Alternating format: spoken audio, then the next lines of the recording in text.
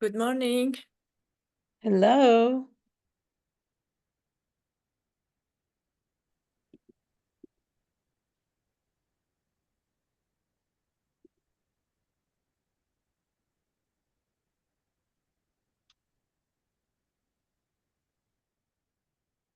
Hello, everyone.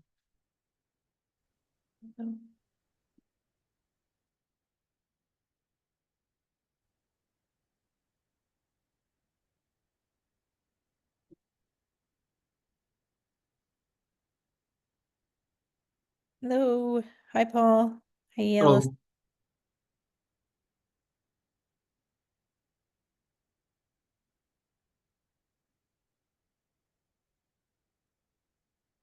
Hoping Ryan will be here because he's the one who really wants the. Um, I think Narsima's out on vacation this week.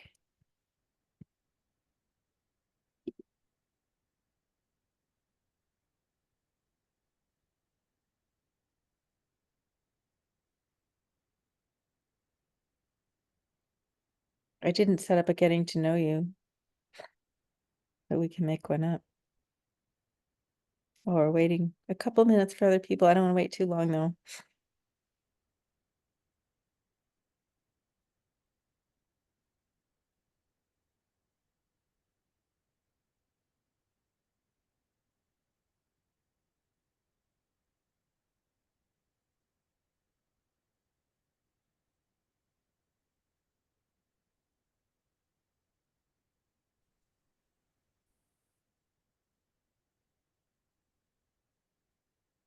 Hey, Ryan,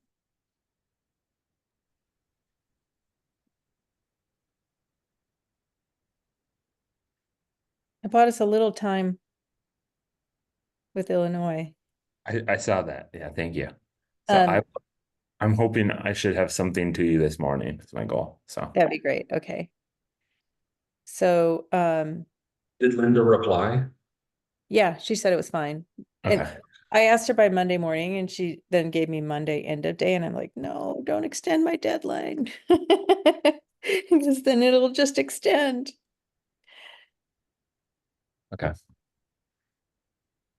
Did you talk to Chris? Yeah. So we can use Chris's script, and then I think he wants to be like involved just in like an advisory role just because of like time constraints. So Okay, great. so Okay, and so then I chatted with Sarai too, and she would love to work on the interview side. And so I had her draft up like a proposed, like this is what how I would approach it. And so I'm okay, gonna edit that and I'll send it along to you. okay, that'd be great. Um, so maybe I should inform the group about this effort because I think Ellison hasn't been involved in the discussions. And it does not really relate to the well-being side of things. And so that's why we didn't bring you in, but I think it would be good for you to know. The state of Illinois, the Climate Jobs Institute has some similar questions to ones that we were asking in respect, including on the residential side, what is the what are the homes that that could be targeted for electrification, and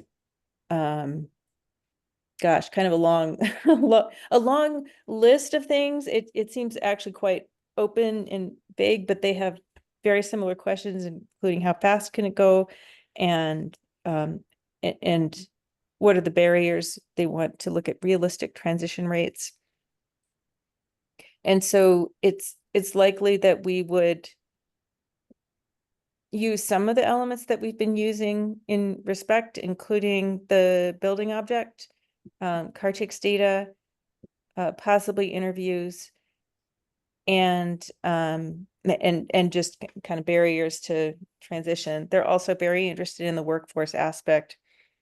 And they've invited, so Stacy brought us into this, but Paul's team is somehow involved. And the question we're trying to get to winnow down is for a relatively small scope. How can we do something meaningful? Use it to answer questions that everybody is interested in, but it also needs to be, it's a very practical thing, right? They are deciding on how to implement this, these programs now.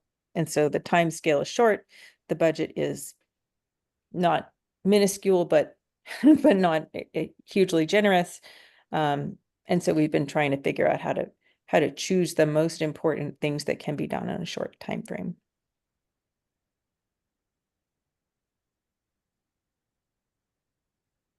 And then they just picked a bunch of people. They want to do the commercial side too, and they're like, "Here, tell us how to do this." So it's really unformed. So I think part of our challenge is forming it on a short scale. And Zara, I'm envisioning that your work will be involved. Raidul, I think we wouldn't bring in the ABM immediately because of the short time scale, but it would, anyway, this would be, they wanted feedback by today on their proposal. That had no specifics. It had phases though. It had phases, but like no details. I don't know how to comment on it because it's so broad and vague. Like I think like I've been thinking like how do we actually do this? Mhm. Um, I so, yeah. I think so. My strategy is going to be we will throw out some specifics that are things we can do, and if they don't like it and they want it to be bigger or vaguer, then it's probably not something that's tractable for us. Yeah. So we should just say what we can do, because with that time frame, you got to know exactly what you're going to do, Mhm. right? And so I'll just say how we would do it, and if they don't like it, then we won't do it. Yeah. Sounds good.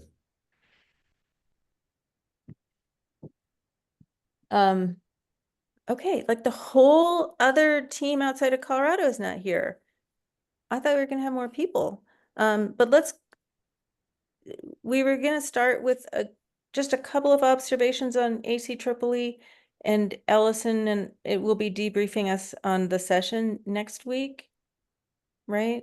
But I was kind of hoping to do that with a bigger group too, because we've already, go ahead, Ellison. Oh, no, I was just checking. I think that was next Friday that we were planning to talk in more depth. Mm-hmm. But I think I've talked to pretty much everyone, or at least Ryan and Paul about it. And so I'd rather have that conversation with more people. I think for you have to Ram welcome. Oh my gosh, I'm sure I'm supposed to be at something I'm not at. But just for Zara and Raidul, there's so many people who have an interest in this space, and so little. There's a lot of people that are doing actionable projects on the ground. There's very little of what we're trying to do, which is turn it into scenarios. The last paper that Narsima sent around, which was the large study by PNNL, that person was there, and that's about as close as I saw to people being quantitative about how it could penetrate. There was a lot of recognition of heterogeneity, needing to serve the people who typically get underserved, call outs of Justice 40, all that kind of stuff. And yet that whole like, this is what it would take to do it on a national scale. It either isn't there or maybe it just was not presented. I went to an informal session on here's a roadmap for building electrification by 2050, and I thought, oh, maybe they did already the thing that we're trying to do. And so I can't remember what it was, but it was like by 2030 catalyze, by 2040 implement, by 2050 done. And that was the roadmap. So I felt like they needed help. And so I met Eric Wilson, who's the guy who started Redstock, he's no longer deeply involved because other people are doing that work, and he's moved up to a policy position in DC. But I said, yeah, so how are you folks going to do this? And he's like, well, that's, we're kind of working on that. So he, anyway, so that's my report about, just about the general nature of it. And I highly recommend that we show up next time, which is in 2 years. Ryan, I think you would have loved it. You would have been totally in your element. In 2 years, I can probably plan to go, so. Yeah, it may take that. And it's, so one of the things that I want to bring forward also later is that I feel like, at least from who is there, I've identified who's doing interesting work that you may want to talk to them about programs or connect with. And who's doing work that's still kind of spinning. Did you want to say anything about your experience, Ellison? It was very positive. I think there's a lot of good opportunities to learn as well as share and get people's reactions to, responses to things that you or others or ourselves might be doing. So I think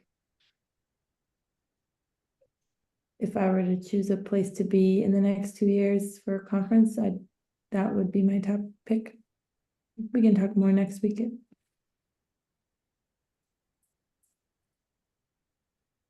Great. Okay, so Paul, thanks for joining us. I'm moving on to your thing. The purpose of this discussion is to, we have talked about reaching contractors via the Home Performance Conference, which is next April, session proposals, and we had talked about informal, or some kind of informal gathering are due shortly, like in early September. And so I wanted to have this, make sure we have this discussion. So Paul had presented to Sapphires, which I invited everyone to, and Ryan, you didn't have a chance to see that, but Paul had talked about some of the character of HPC. And Paul, you may not need to go into that, but I think, or you may not need to do the whole presentation again, but you may want to say something about what we should know in order to design something that is engaging and useful. Sure. Yeah, so HPC, obviously, it is a practitioner conference. It is not a scientific conference. The people there are practical. They're looking for solutions and to understand why those solutions. So they are interested in the science in so much as they want to have some understanding of why this thing is a good idea to potentially implement in people's homes. So it's a different approach. Sessions are 60 minutes minimum. There are 60-minute, 90-minute, and 3-hour sessions. So, we're not talking about your 12 minutes, throw up a bunch of equations, tables, and graphs, and then 3 minutes for questions and move on, like is common in scientific conferences. We're talking about 40 minutes of presentation with 20 minutes for question is going to be the most typical. When people propose sessions, they can propose multiple speakers on a theme, so each person would have less time. Sometimes the organizers will look at it and think, okay, we see this and we see this other thing that is in kind of the same direction. We're not sure that either of them on its own should have a whole hour. We're going to propose that they be put together if the speakers are willing to do so. So I think maybe a way to think of the audience, it's a technical audience, but not a scientific audience, if that makes sense. And so Yeah, I will. I was thinking, one of the things I thought I would do, and this is partly because I know Will is interested on the Sapphires team in putting something in, and Ellison asked me what kind of information is needed. Tammy, can I have share screen privilege? Oh, sorry, yeah. Should work now. Yeah. Um, so let me go to the appropriate. Yeah, I gotta get to the appropriate. Um,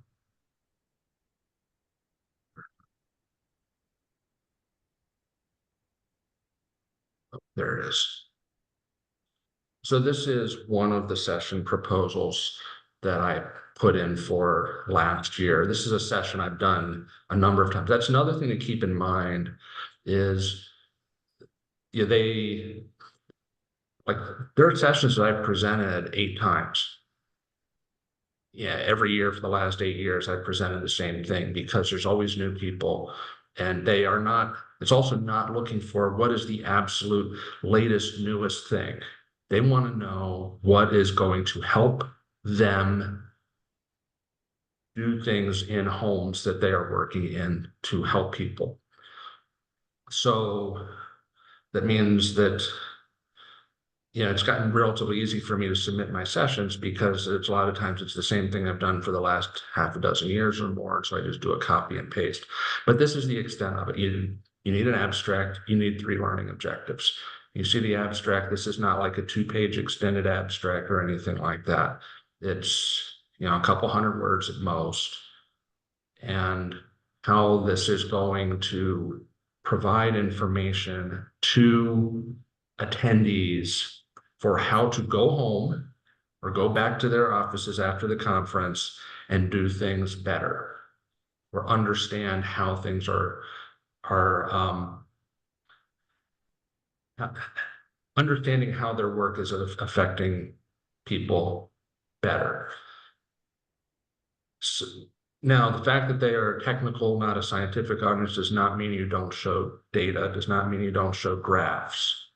You do, but it's in the service of explaining why this is something that they should do so that they have that knowledge. With an adult practitioner audience, they do like to understand why, but they don't need to know all the background equations. They don't need to know all of the methodologies, just, a graph that says, look, these data show that as we increase ventilation, these contaminants decrease. That's So good. Paul, I think because of that, I have felt that the work at this group is maybe not suitable for a session at HPC. Like, I'm not sure that people that attend would care about the things we're trying to do, or maybe they would care, but it would not be useful to them in their work. I don't know if that's true. And we did want to reach them with interviews or questions, but I want to get a sense of the group on that. So before we go further, would it be okay to talk about that question?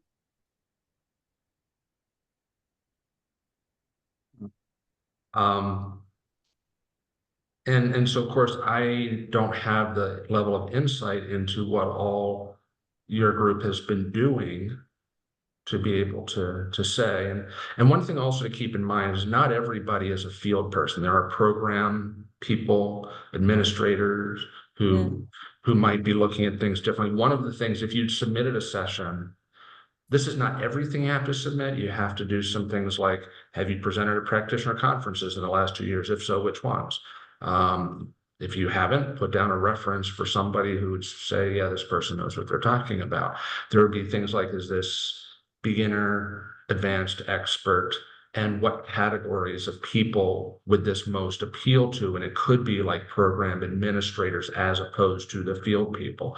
So if your things would be more interest to like the people who are designing and administering programs than the people who are in the field implementing them, you would indicate that. So that's something to keep in mind. I tend to focus more on the field people, but the program folks, they do show up. And also another thing is HUD has been requiring that their grantees attend this for the last 2 years for like healthy homes and their lead programs. And so that's also a bit of a different audience. Mhm.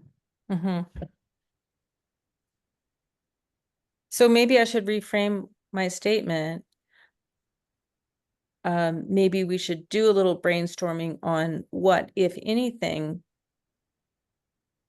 people think the audience would be, or the various audiences would be interested in. Separately, there's a question that we had hoped to get some feedback and input from contractors. And I think you and Ryan did a session before that may have been a model for what we would do, but I think there's at least 2 directions to pursue. Do y'all agree with that?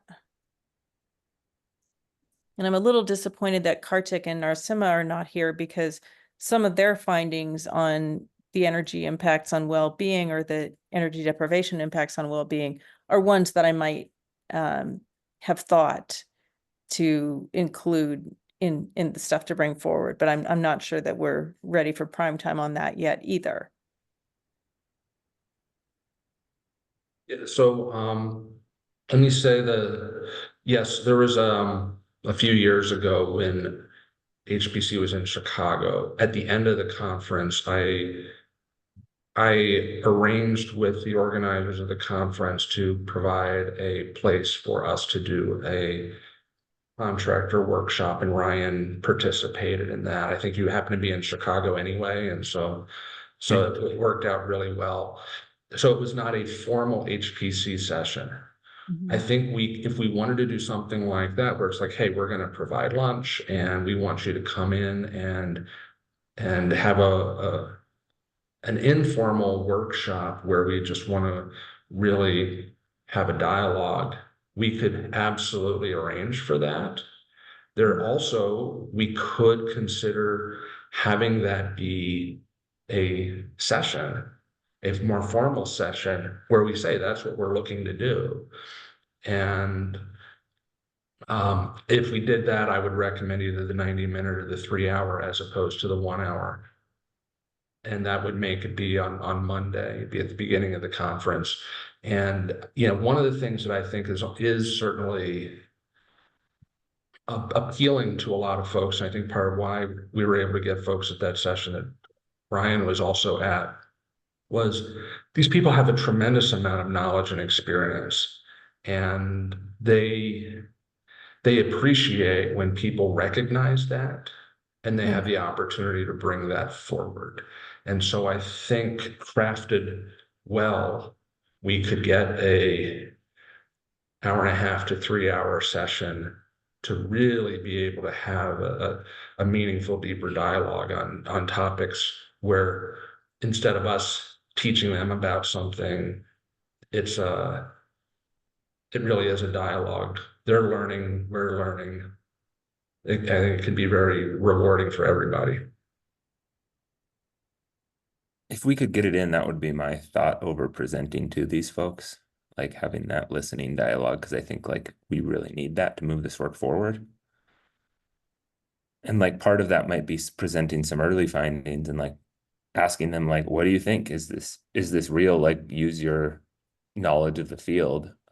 Or it could be really open-ended. But like to me, like us showing up and presenting research wouldn't be useful, whereas us showing up and trying to listen to folks would. I switched over to this one because this is the 3-hour session that I've been doing for about a decade. And you see, you don't have different requirements. It's still really short abstract, 3 learning objectives, and then the other things that I said you would be asked about. Okay, so since Ryan has to leave early, can we try to get to, I think we've all felt that it would be very valuable to do an input session, and if that's called informal, or whatever, then I don't know. I don't know what's called. Is there a formal submission for informal sessions? No, what I would actually recommend is you do a formal submission, and then if it does not get accepted into the conference, try to arrange something outside of the normal session times and do an informal session anyway. But when you did yours, was it a formal submission? No, it was way outside of the time. It was like, a month or two before the conference, and I just contacted the folks there and said, hey, we're gonna be there. All the people we want to talk to are gonna be there. Would it be possible to get a room? And and they made it work for us. Huh. Oh, so you don't recommend doing that again? I would recommend having the formal session proposal, because if you get it in, you're likely to get like 100 people. But And we don't have anything to offer them. We don't have any learning objectives. It would be more of a discussion. so that's fair, but I think that we can craft something that would be, I mean, we have something that's got learning objectives because that's part of the submission process, but I think we can do it in a way that would be clear of what the intent is. If they feel like, no, this isn't what we want, they don't accept it. And then we try to do the informal session. Hey, can we get a room at some point? And then you can advertise those things at the conference. Yeah. If they do accept it, then the attendees will vote with their feet, whether they show up based on the description. We just need to make sure the description is transparent regarding what we're doing. Right. And I have learning objectives for classes that I make my students teach them each other, those objectives. So, I mean, that could be how we think about it, is like, we want attendees to learn from each other. So what do we hope they learn from each other? Not necessarily what are we going to tell them. Yeah, I agree. It could be sort of like the informal session that Ellison and I did. Mhm. Or similar thought. Mhm.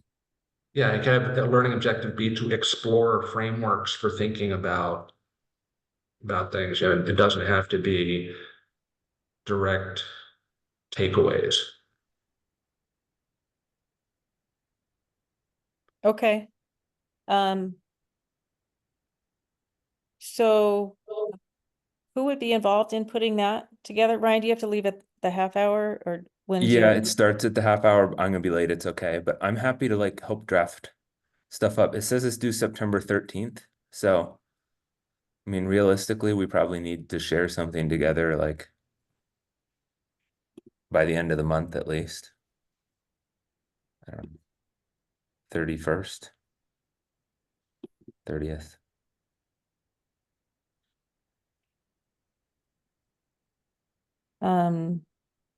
Yeah, I think so. Ellison, are you interested in being involved in that, or are you just as happy to let it go? Because it might be sort of along the lines of what we've been working on with the theory of change and the PSM. I think But- if it goes that direction, I'm interested in supporting it.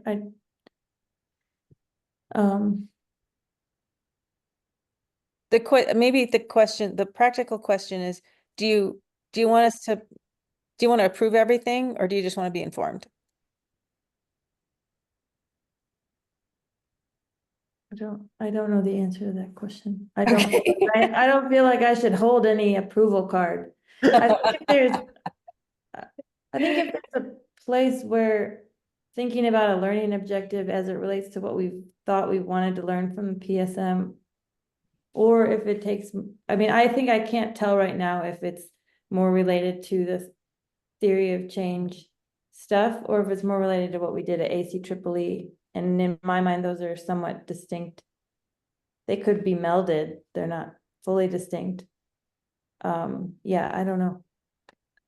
What I meant by bringing up our session at ACEEE was not that we would go into well-being, but that it's an informative session that is nevertheless has a lot of participation.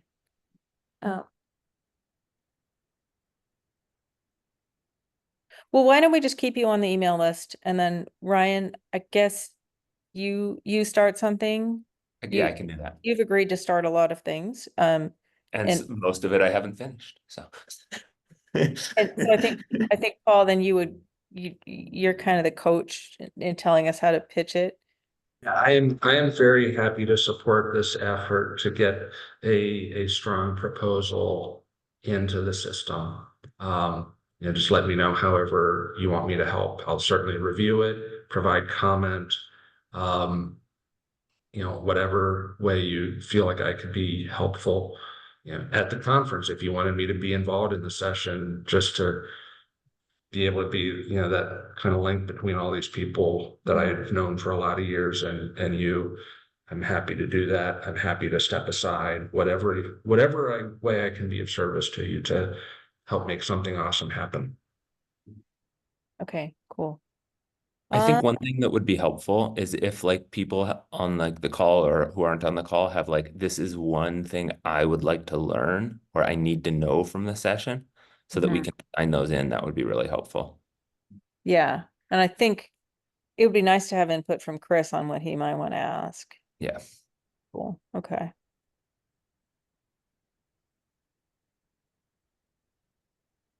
Okay. So I don't have more questions for you, Ryan. Okay. I'm gonna run if that's okay. Yep, okay.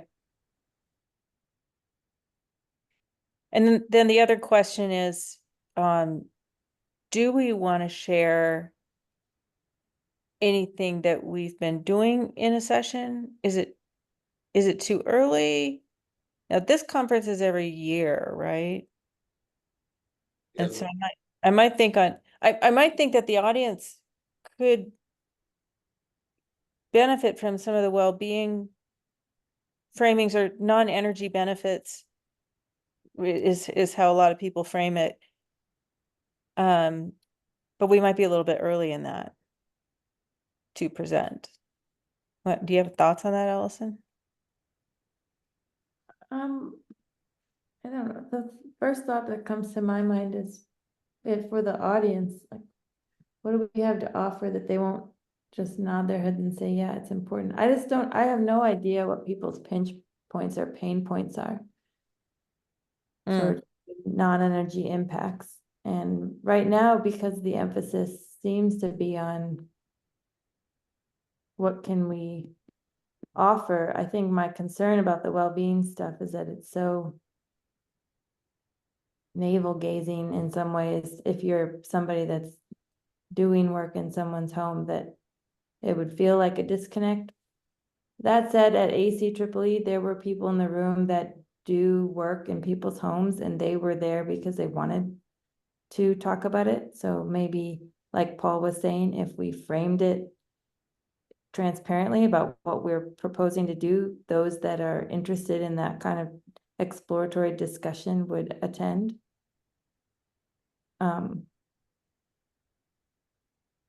I don't think it's a mark of failure if it's a small number, if it's a small devoted number to that really want a space to talk about well-being with and non-energy impacts. I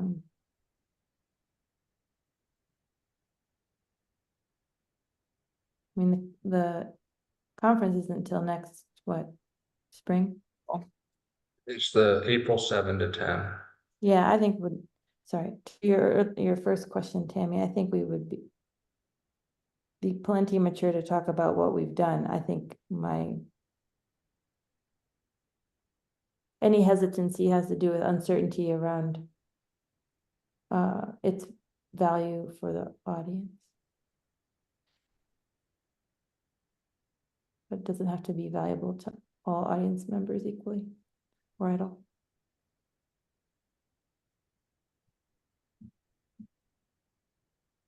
So my thought, without knowing really everything that you've done and where you're at, is let's say we put in for a 3-hour session, and because we really wanted to be able to have some deep and broad dialogue, and it was accepted. I think that having something at the beginning that provides, even if you don't have a lot of conclusions or anything, that talks about what you're doing, why you're trying to do this, what your framework is, will help to orient people and ground people in the discussion. So even if it's not fully formed, something I think could be really helpful. Like this is the context in which we are having this discussion, so that they can kind of see how they might enter into it. I would expect there's going to be about 2,500 people there next year. There's probably going to be about a dozen of these sessions going on at a time. So even if you only got half of the average, you would still have about 100 people. So, Yeah.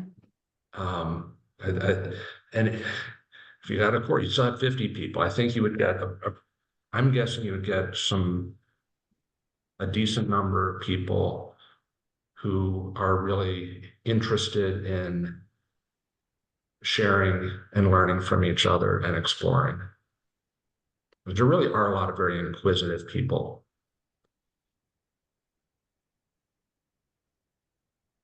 And I could see doing something like that again. I think the non-energy benefits conversation is interesting for this crowd. Am I wrong, Paul? No, absolutely. They keep hearing about it. They're not quite sure what to do about it. They know it's a thing and they're Because struggling. that way 100% at ACEEE, right? It's like, yeah, we know there's more. Yeah, I thought the exercise at the end, Tammy, of what's easy and what's hard to measure.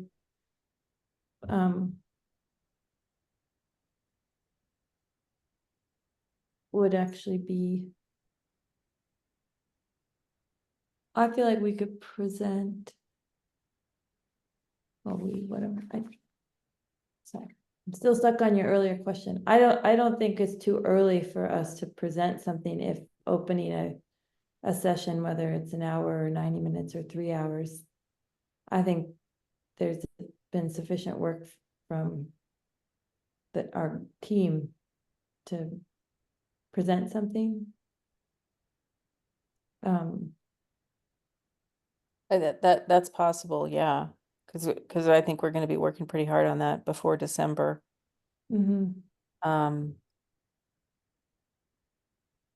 I have to say that the idea of doing one session on like PSM for contractors and one on like participatory well-being just makes me feel exhausted in the same week, like prepping for those two things and then managing them and debriefing and just having enough headspace to absorb what's happened. I feel like that would be a lot for me as a person who would want to be involved. I'm just expressing that. I'm not saying let's not do that. I'm just feeling it ahead of time.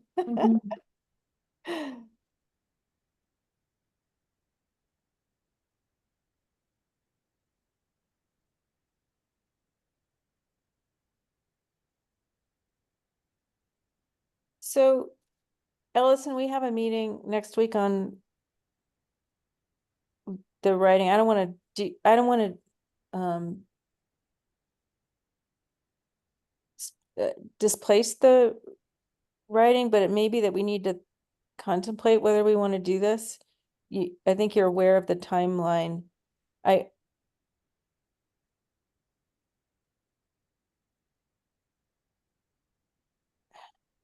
One of the things I'm working on with the broader well-being paper is how well-being is both a driver and then an outcome. Right. I think we need to bring that forward really clearly because people mix that up. That it's just, it gets lost in the swamp of decision making, but people do things for particular reasons relating to how they perceive their well-being is going to be. And then the outcomes are also well-being, usually different things than they thought they were getting into. But I think presenting that could be clear, or being required to frame that clearly could be beneficial.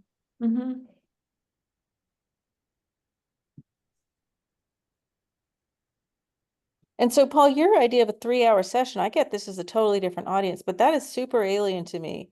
Like, we had Ellison and I, a 2-hour informal session, and it felt like people were wearing out by the end of that, like an hour and a half. Yeah, we had some people leave or walk out and like stretch. I think attention was worn thin by the end. And not, I mean, and these were people that I think started out very highly engaged. It wasn't a apathetic audience by any means. Yeah, so I don't know whether 90-minute or 3-hour is the better choice. What I would recommend is we not make that decision now. Let's Mm. see how the session description evolves. And I can provide my thoughts on whether 90-minute or 3-hour is better. I mean, I've been doing 3-hour sessions for a decade there, and like this last time, I was actually kind of surprised. This last time we did give them a break partway through, and almost all of them came back. We had like 98% return, and and you know, we went all the way to the end, and people stayed engaged. It with this audience, it can absolutely happen. So you're saying that contractors have longer attention spans than academics? Come to this conference, yes. Yeah, it's kind of weird because they're not used to sitting down so much, but yeah, you have the right conversation, man, they are there. Hmm. They are really, I think, I think, I think we generally as a society fail to recognize how inquisitive these people can be. And so this is one of the few opportunities they have to really scratch that itch. Yeah, they're not used to sitting in a seat the whole time, but they're coming to this conference, they're spending the money, they're coming because they want to learn stuff. They want to share. They want to, they're in homes every day and they're struggling to figure out how to help people the most that they can. And so the opportunity to go in and really explore and be inquisitive and take some things away and all that. For a week, they can do it. Hmm. Especially if it's done in an engaging way. I mean, you could absolutely bore people out of their minds in 3 hours and have them running for the hills after 45 minutes. But yeah, when I'm at Energy Out West, I'm in an all-day session on Tuesday next week. Starts at 8, ends at 5 with a lunch break. Hmm. I probably shouldn't have put the emphasis on the people in the room that were leaving. I was done. I would not, I would have to work up. Like, I think I could work up to having the stamina. And I can, but I will be actively working on what I can do to make my attention stay like marathon style, like training. You know, I don't know how to describe it. I was done. I was ready to be out. So I shouldn't have, I mean, there were others that looked like what I felt. So that's maybe what I. Yeah, well, like I said, maybe academics have a shorter attention span. Because like Paul teaches in Yeah. 4.5 days, Mm-hmm. right? And we teach in 16 weeks at an hour at a time. Mm-hmm. And I don't know. Anyway, one thing is that if we do either of these sessions, we should be doing some piloting. Because like also the thought of managing 100 people on that, or Mhm. even half of that, is that's a lot of people. They're gonna have to be subgrouped if we do anything participatory. That means Mhm. we're gonna need a bunch of facilitators. And so we need to know what we're in for. Mhm. And on that, I'm happy to help with that as well. I mean, while I don't know all the things you've been doing, what I have heard, I think it's a really great project. And the work you've been doing sounds really fantastic. And I want to the extent that my connection with HPC can help make these things be great for everybody, just let me know how I can help. Thanks. And I'm happy to do a very quick review with you, some of the highlights and themes. just so you can have a sense of it, because that might make you better able to identify how we can serve that audience also. Because ultimately, it is for that. It is for not just producing navel-gazing knowledge, but for things that people can use in how they think about real things that they're doing.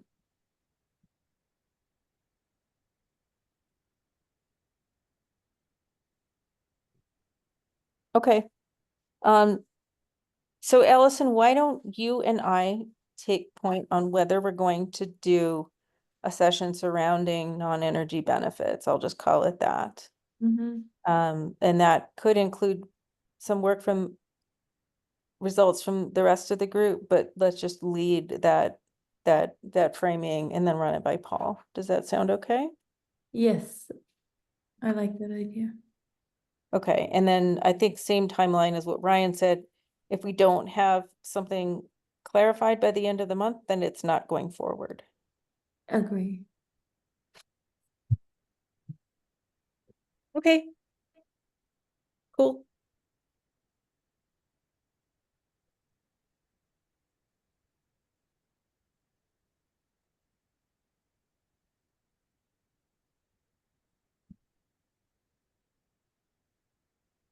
I updated our meeting next week to reflect that we may want to use that time for this. Okay. Okay. Thanks a lot, Paul, for the context. Yeah. Thank you. We'll be back to you, and thank you for helping. Happy to do so. And you know where to find me if you have more questions. In the house of pressure. Nice.